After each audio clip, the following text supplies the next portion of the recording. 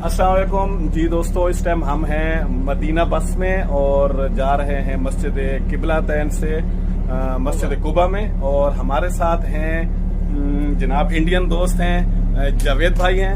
Hello Javed भाई, क्या हाल है? अस्सलाम वालेकुम, सब बढ़िया है। बहुत बहुत शुक्रिया जवाद भाई, पूरा घुमा दिए, बस फ्री करा दिए, बुक करा गया।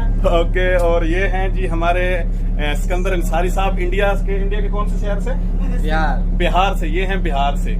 और हमारे पीछे बैठे हैं इंजीनियर बैठे हैं, ये देखें जनाब तनवीर साहब जी। आप का किस शहर से? इंडिया के?